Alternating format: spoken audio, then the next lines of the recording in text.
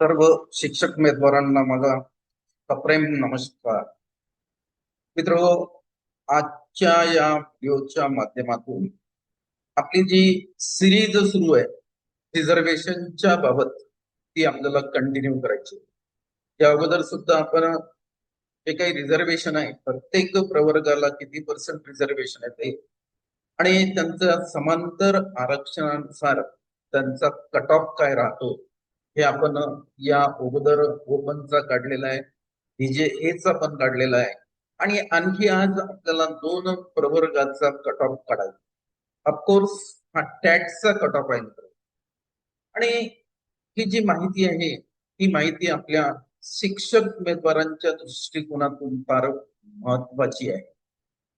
त्यामुळे आपण ही जी सिरीज आहे आज कंटिन्यू करणार आहे.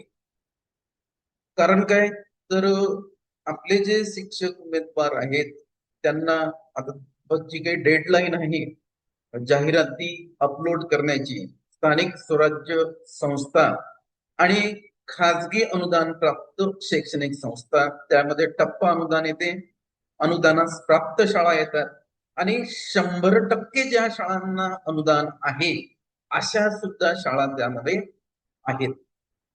मग या शाळांचे जेव्हा आपल्याला प्राधान्यक्रम उपलब्ध होतील तेव्हा आपला जो टॅटचा स्कोअर आहे त्या टॅटच्या स्कोअरचा अंदाज घेऊन आपण प्राधान्यक्रम कसे भरायचे हा या मागचा सर्वात महत्वाचा उद्देश आहे. मग आता आजची जी कॅटेगरी आहे ती कॅटेगरी कोणती ते आपल्याला आता बघायचं आहे. पण त्यासाठी तुम्हाला काय करायचं आहे, प्रत्येक जे काही आपले शिक्षक उमेदवार आहेत त्यांना हा व्हिडिओ सुरुवातीपासून शेवटपर्यंत बघायचा आहे. आपण त्या कॅटेगरीमध्ये असो या नसो तरी तुम्हाला बघायचं आहे. कारण काय तर या प्रॅक्टिसचा अशी जर तुम्हाला प्रॅक्टिस झाली तर तुम्ही स्वतःहून सुद्धा हे कॅल्क्युलेट करू शकता. आपण त्याच्यामध्ये सविस्तर फॉर्म्युले दिलेले आहेत आणि हे काही मित्र अंदाजे नाही, याच्यामध्ये आपण मॅथमॅटिक्सच्या फॉर्म्युल्याचा वापर केलेला आहे.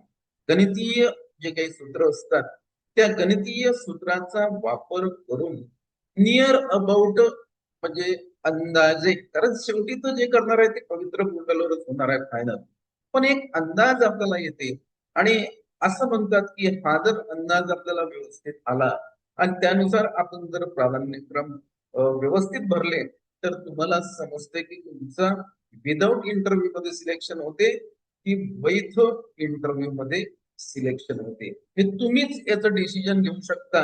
म्हणजे मला काही सांगण्याची याच्यामध्ये फारशी काही गरज नाही.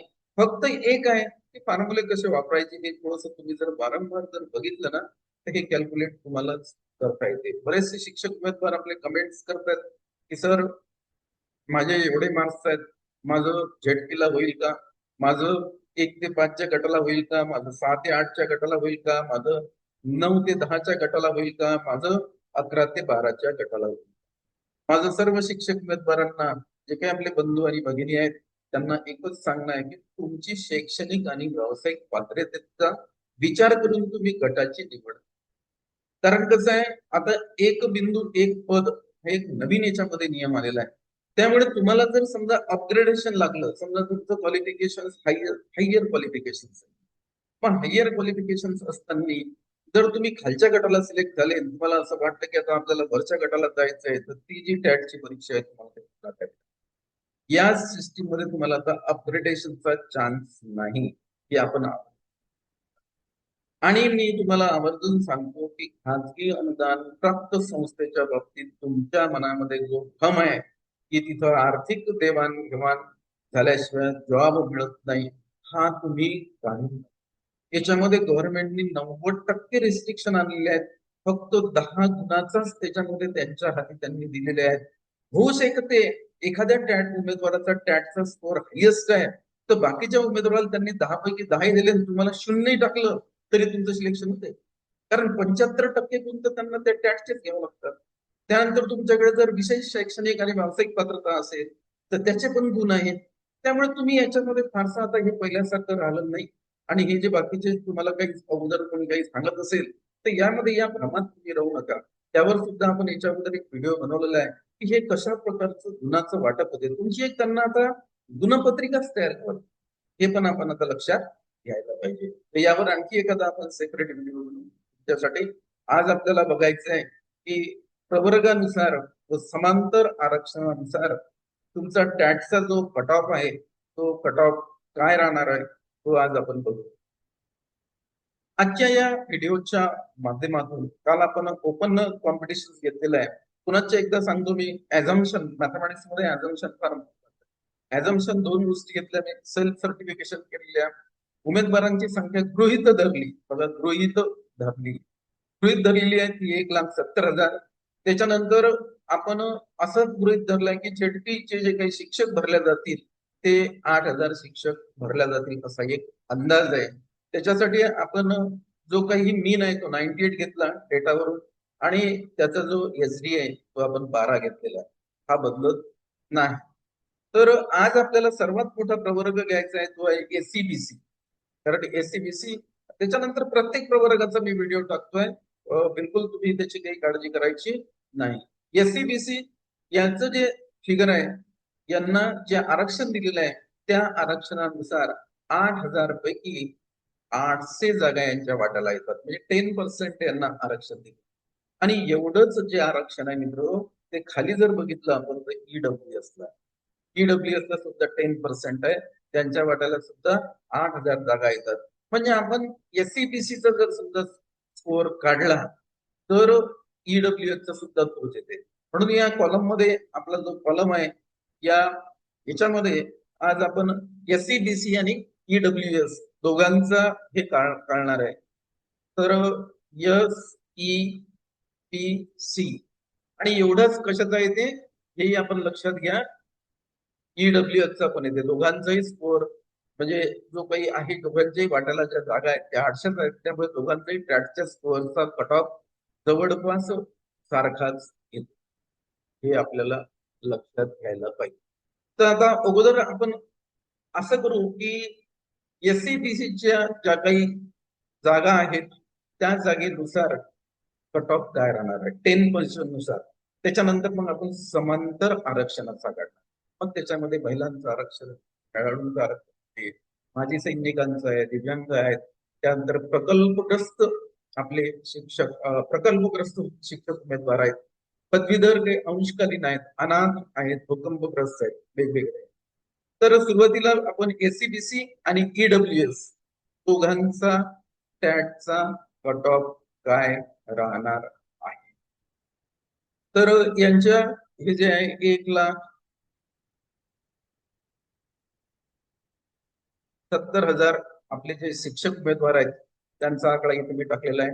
त्यांनी काय केलेलं आहे, सेल्फ सर्टिफिकेशन केलं आहे.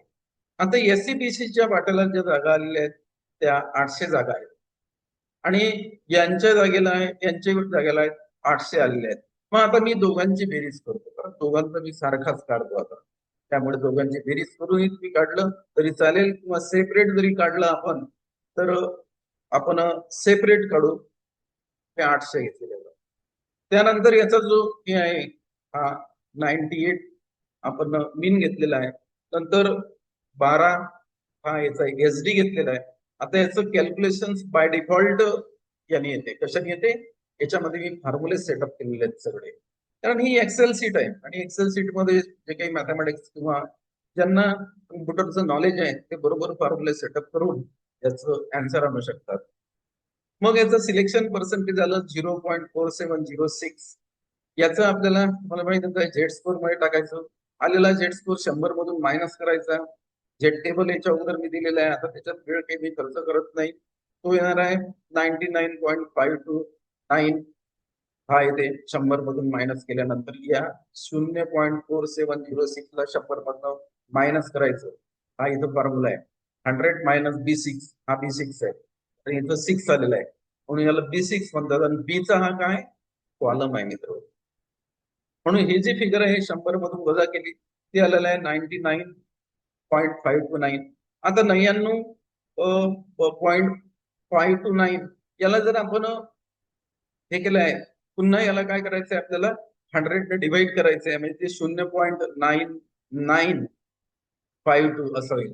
हा इथं याचाही फॉर्म्युला दिलेला आहे. नंतर याचा झेड स्कोर काढायचा, तो इथे 2.5967. नंतर आपण याचे लागणारे गुण काढणार आहे.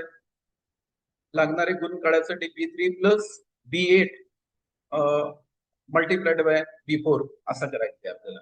म्हणजेच तुम्हाला अगोदर B8 आणि B4 याचं मल्टिप्लाय करून त्याच्यात B3 ऍड करायचं आहे. ते येणार आहे 129.16 129.16 येणार आहे. आणि आता याला आपण राऊंड अप केलं तर 130. आणि हा झाला याचा बॉर्डर झोन. म्हणजे बॉर्डरवर 130 ज्या SCBCच्या शिक्षक उमेदवारांचा टॅटचा स्कोर 130 आहे, ते बॉर्डर झोन मध्ये आहे. याच्यामध्ये जर आपण एक मिळवला तर 131 होतात, ते आले सेफ झोन मध्ये. ज्या SCBCच्या शिक्षक उमेदवारांचा टॅटचा स्कोर 131 आहे, ते सेफ झोन मध्ये आहेत. आणि 130 मधून एक वजा केला तर 129, 128 असं उतरत्या क्रमानं जायचंय. 127, 126, 125 हे जे शिक्षक उमेदवार आहेत हे डेंजर झोन मध्ये आहेत. आणि यामध्ये 3-4 गुणांचा फरक, कारण शेवटी हा मित्र अंदाज आहे. म्हणून SCBCचे जे काही उमेदवार आहेत त्यांचा आणि EWS चा जो काही कट ऑफ आहे तो जवळजवळ सारखाच राहणार आहे.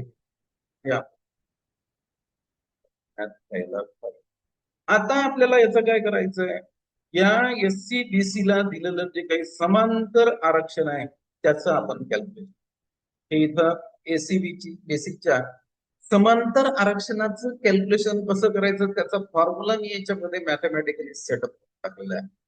इथं एकूण जागा टाकायच्या, कोणत्या प्रवर्गाच्या टाकायच्या, SCBCच्या. आणि SCBC प्रवर्गाला 8,000 पैकी त्यांच्या वाटेला 10% नुसार 800 जागा आलेल्या आहेत. मग ह्या 800 जागा मी इथं टाईप करतो. त्या 800 जागा आपण इथं, ह्या 800 जागा इथं टाईप केल्यानंतर याचं कॅल्क्युलेशन महिलांसाठी 240, त्यांना 30%. 800 पैकी त्यांच्या वाट्याला त्या प्रवर्गातल्या महिला आहेत, SCBC प्रवर्गातल्या आपल्या ज्या महिला भगिनी आहेत त्यांच्या वाट्याला 240 जागा येतात. खेळाडूंसाठी 5% आहेत, त्यांच्या वाट्याला 40 जागा येतात. SCBC आणि EWS दोन्ही सारखंच आहे. पुन्हा एकदा मी सांगतोय. त्यानंतर माजी सैनिक 15%, 120 जागा येतात. प्रकल्पग्रस्त 5%, 40 जागा येतात. दिव्यांग 4%, यांच्या वाट्याला 32 येतात. त्यानंतर हे जे आहेत म्हणजे पदवीधर अंशकालीन 10%, यांच्या वाट्याला 80 जागा येतात. अनाथ असतील जर SEBC मध्ये तर त्यांच्या वाट्याला 8 येतात. पुढे आहे एक कॉलम, तो म्हणजे भूकंपग्रस्त आहे, त्यांना 2% दिलेलं आहे, त्यांच्या वाट्याला 16. हे जे आपण कॅल्क्युलेशन केलं आहे हे समांतर आरक्षण, हे SEBC मध्ये जे काही समांतर आरक्षण आहे प्रत्येक प्रवर्गानुसार समांतर आरक्षण आहे. इव्हन ओपन कॉम्पिटिशनला सुद्धा समांतर आरक्षण दिलेलं आहे, हे आपण लक्षात घ्यावं. तर हे झालं SEBC चे जे काही महिला भगिनी आहेत, जे काही खेळाडू आहेत त्याच्यामधले, त्यांच्या वाट्याला आलेल्या जागा, त्यांना दिलेलं जे काही समांतर आरक्षण आहे त्या समांतर आरक्षणाच्या कोट्यानुसार.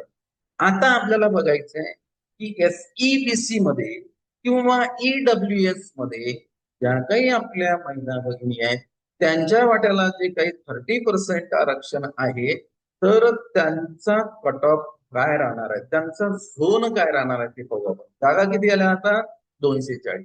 किती पैकी आल्या, 800 पैकी. मग इथं आपण 800चा आकडा टाकू. 800 टाकू.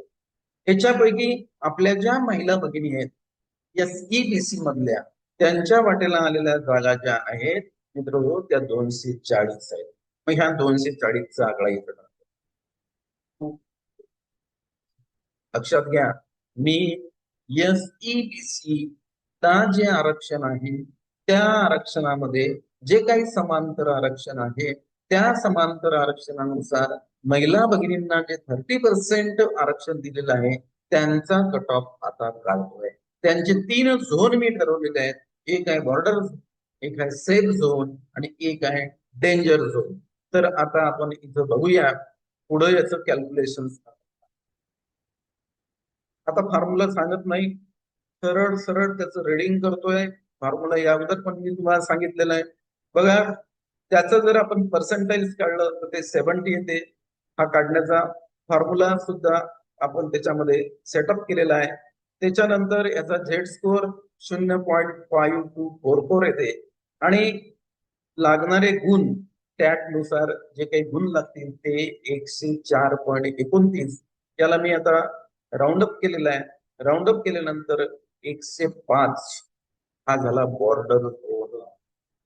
SEBC या कोट्यामध्ये ज्या काही आपल्या महिला भगिनी आहेत त्यांच्याकडे जर नॉन क्रिमिलियर सर्टिफिकेट असेल तर त्यांना समांतर आरक्षण मिळते. आणि त्यांना जर समांतर आरक्षण मिळालं तर 105 स्कोअर, टॅटचा स्कोअर 105 ज्यांचा असेल त्या महिला भगिनी बॉर्डरवर आहे.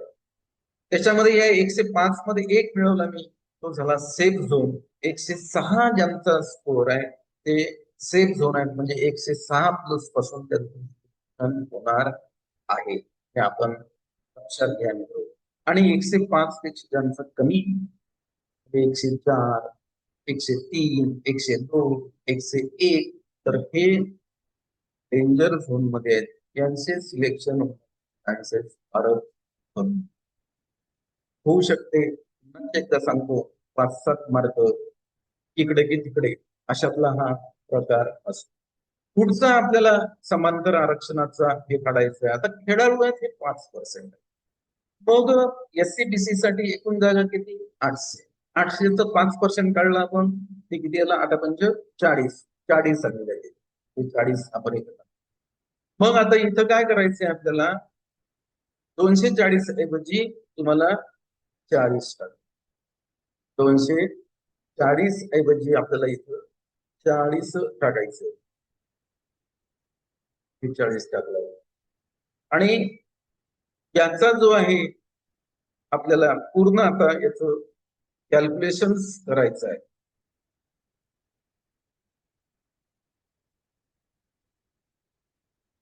800 एकूण उमेदवार घेतलेले आहेत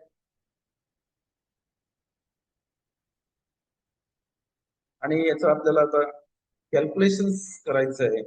याचं कॅल्क्युलेशन आपण बघूया आणि याचा जो काही कट ऑफ येते तो कट ऑफ काय येणार आहे तो सुद्धा आपल्याला बघायचा आहे.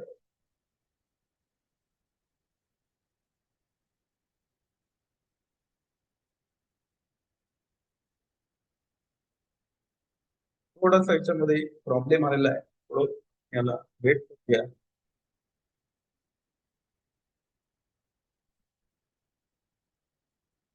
फॉर्म्युलेच्या सेटअप मध्ये प्रॉब्लेम आहे.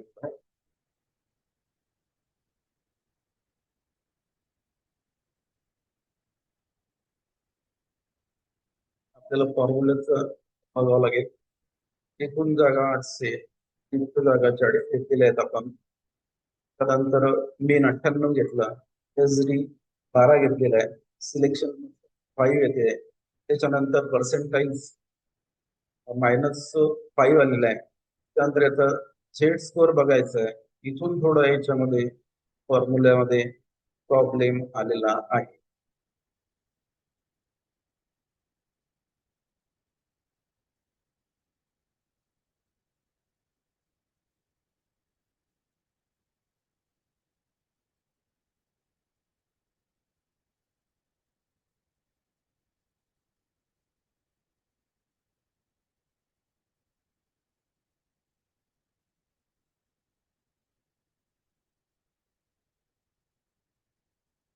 त्याच्यामध्ये नंबर एरर आलेला आहे.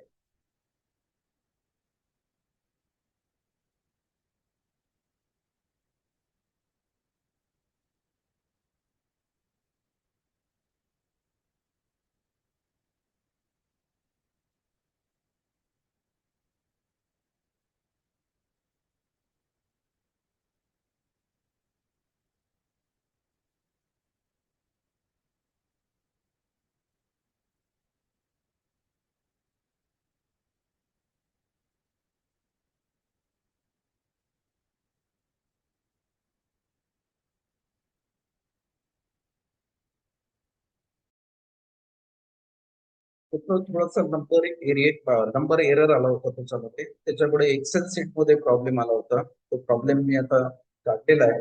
पुन्हा याला आपल्याला आता कंटिन्यू करायचं आहे. बघा, खेळाडूचं 5% काढतोय आपण. तर यांच्या वाटेला ज्या काही जागा आहेत SEBCच्या, त्या 800 जागा आहेत.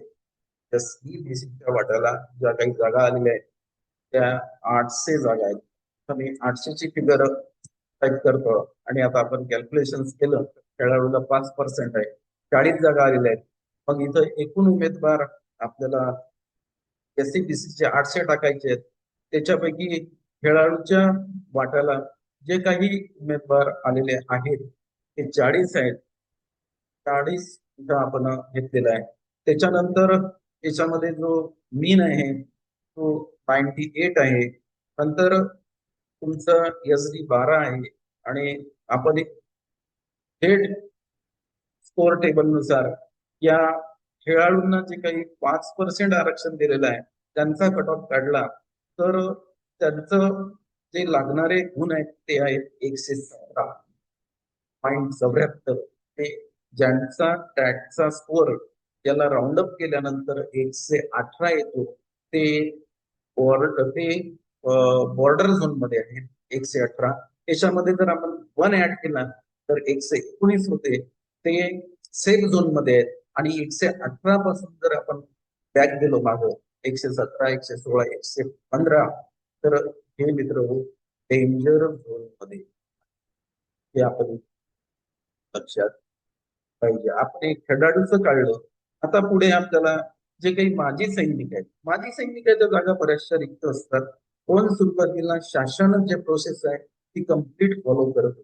त्यानंतर सगळे राऊंड झाल्यानंतर एक विशेष परमिशन मागल्या जाते संबंधित विभागाकडे की तुमच्या विभागाचे एवढे एवढे जे काही म्हणजे ज्यांना माजी सैनिकांना रिझर्वेशन दिलेलं आहे त्या जागा रिक्त आहेत, ते आम्हाला मिळाले नाहीत. तुमच्याकडे काही आहे का नोंद त्याची तर आमच्याकडे पाठवा. जर नसेल तर मर्जर राऊंड मध्ये घेतात. म्हणजे हे जे 40 उमेदवार आहेत हे 120 उमेदवार आहेत माजी सैनिकांचे, हे जर मिळाले नाहीत तर पुन्हा मग SCBCचे प्रवर्गामध्ये जे बाकीचे उमेदवार असतात राहिलेले वेटिंग लिस्ट नुसार त्यांचं सिलेक्शन याच्यामध्ये होते. हे सुद्धा आपण लक्षात घ्यायला पाहिजे. पुढचा आकडा आपण माजी सैनिकांचा काढला तर तो येते 120. हा 120 आलेला आहे. हा 98च येते, त्याला आपण 12च ठेवलेला आहे. आणि पुढे जर याचं कॅल्क्युलेशन करत गेलो आपण तर यांचा आपल्याला झोन बघायचा आहे. बघा 110.44 हा टॅटचा स्कोर आला. तो फ्रॅक्शन मध्ये नसतो, त्याला राऊंड अप करायचा आहे. तो आला 111. म्हणजे 111 SEBC मध्ये जे काही माजी सैनिकांना दिलेलं जे काही रिझर्वेशन आहे ते 111 त्यांचा जर टॅटचा स्कोर असेल तर ते आहेत बॉर्डर झोन मध्ये. 111 पेक्षा जास्त एक मिळवलं 112 ते झाले सेफ झोन मध्ये. आणि 111 पासून आपण जर बॅक गेलो ते डेंजर झोन मध्ये येतात. पुढचं बघू आपण. पुढचं जे रिझर्वेशन समांतर आरक्षण पाहतो आपण. आपले जे काही शिक्षक बांधव आहेत ते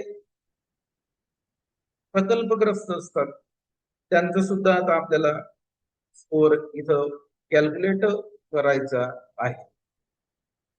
बघा, प्रकल्पग्रस्तांना 40 दिलेले. किती दिले? 40. तर खेळाडूचा आणि प्रकल्पग्रस्तांचा सारखा याच्यावर खेळाडूचा सांगितलेलं आहे. दिव्यांगांना 4% आहे तर यांच्या 32 जागा आहेत. इथं मी 32 टाईप करतो. 32. 32 SCBC मध्ये जे दिव्यांग उमेदवार आहेत त्यांच्या बाबतीत बोलतो. मग आता पुढे याचं कॅल्क्युलेशन, ते फॉर्म्युला सेटअप केलेला आहे आपण, त्याच्यानुसार याचं जे कॅल्क्युलेशन होते आहे तर बघा यांचे टॅटचे स्कोर 119.0 आहेत. त्याला जर आपण राऊंड अप केलं तर 120 दिव्यांग, 120 जे काही दिव्यांग SCBC चे शिक्षक उमेदवार आहेत ते बॉर्डर झोन मध्ये आहेत. त्याच्यामध्ये एक मिळवला 121 सेफ झोन मध्ये आलेले आहेत. त्यांचा टॅटचा स्कोर 121 आहे. ते कशामध्ये आलेले आहेत? सेफ झोन मध्ये आलेले आहेत. आणि ज्यांचा टॅटचा स्कोर 119, 118, 117 आहे डेंजर झोन मध्ये आहेत, त्यांचं सिलेक्शन चान्स हे इथं आपण घ्यायला पाहिजे. आणि अशाच प्रकारे EWS आहे. ईडब्ल्यूएस आणि एससीबीसीचं जे काही हे आहे ते सारख्याच प्रमाणामध्ये. नंतर आपण इथं बघूया पदवीधर अंशकालीन यांना 10% दिले. त्यांच्या वाटेला जे काही एसईबीसी प्रवर्गाचे पदवीधर अंशकालीन किंवा ईडब्ल्यूएस प्रवर्गाचे पदवीधर अंशकालीन आहेत त्यांच्या वाट्याला 80 जागा आलेल्या आहेत. इथं आपण 80 टाकूया. त्याच्यानंतर याचं कॅल्क्युलेशन आपल्याला करायचं आहे. तर यांना लागणारे जे गुण आहेत 113.38, याला राऊंडअप केलं 114. याच्यामध्ये मन ऍड करायचं 115 सेफ झोन, 114 बॉर्डर झोन आणि 113 112 हे जे आहेत हे डेंजर. नंतर आपण घेऊ अनाथ 1% आहे. यांच्या वाट्याला 8 जागा आलेल्या आहेत एससीबीसीचे. पुन्हा याचं आपण कॅल्क्युलेशन करूया. 125.92 टॅटचा स्कोर आलेला आहे. त्याला राऊंडअप केलं तर 126 होईल बॉर्डर झोन. याच्यामध्ये एक ऍड करायचा 127 सेफ झोन आणि 126 मधून जर एक वजा केलं तर 135 130 हे डेंजर. पुढे आपल्याला घ्यायचंय भूकंपग्रस्तांच्या ज्या काही जागा आहेत त्या 2% आहेत त्यांच्या वाट्याला 16 जागा आलेल्या आहेत. मग आता एससीबीसी मध्ये जे काही भूकंपग्रस्त आपले शिक्षक उमेदवार आहेत त्यांचा आपल्याला टॅटचा स्कोर इथं काढायचा आहे. त्यांच्या वाट्याला 16 जागा आलेल्या आहेत. यांचा आपण आता कॅल्क्युलेशन करूया. बघा 122.16 हा त्यांचा टॅटचा स्कोर असायला पाहिजे, म्हणजे ते सेफ झोन मध्ये आहेत. त्याला राऊंडअप केला आपण 123 येईल. 123 जर बघितलं आपण तर बॉर्डर झोन मध्ये येतात. त्याच्यानंतर 123 मध्ये मी एक ऍड केला 124 होतील, ते सेफ झोन मध्ये जातील. 123 वजा एक केला 122 121 120 हे डेंजर. तर अशा प्रकारे आपण आजच्या आपल्या या रोजच्या माध्यमात एससीबीसी आणि ईडब्ल्यूएस या 2 प्रवर्गाचा कट ऑफ काढला. बाकीच्या प्रवर्गाच्या सुद्धा मला कमेंट्स आहेत. उद्याला आपण आणखी याच्याबद्दलचा व्हिडिओ घेणार आहे. जोपर्यंत तुमचं हे प्राधान्यक्रम येत नाही तोपर्यंत आपण रोज या म्हणजे युट्यूबवर टाकत असतो. आपण तो आवर्जून बघावा. व्हिडिओ आपण सुरुवातीपासून शेवटपर्यंत बघा. तुमचा प्रवर्ग असो या नसो कॅल्क्युलेशनची आपली प्रॅक्टिस होते. तुम्ही सुद्धा तुमचा स्वतः जी याच्यामध्ये हे आहे तुमच्या ट्रॅकच्या स्कोअर नुसार सेफ झोन मध्ये आहे, डेंजर झोन मध्ये आहे की बॉर्डर झोन मध्ये आहे हे तुम्ही मित्र त्याच्यानुसार तुम्हाला प्राधान्य. याचा अर्थ एक आहे याच्यावर तुमचा विषय परिणाम करते याच्यावर. त्याच्यानंतर तुम्ही कोणत्या जिल्ह्यामध्ये आहे किंवा कोणता जिल्हा निवडता ह्या सगळ्या गोष्टी याच्यावर परिणाम करतात. हे मला मान्य आहे, काही प्रश्न देत नाही, पण हा एक अंदाज. तर पुढच्या एकदा माझी तुम्हाला विनंती राहील, हा व्हिडिओ आवडला शेअर करा. पण नवीन असाल तर या युट्यूब चॅनलला सबस्क्राईब करा, एवढीच माझी तुम्हाला विनंती राहील. धन्यवाद.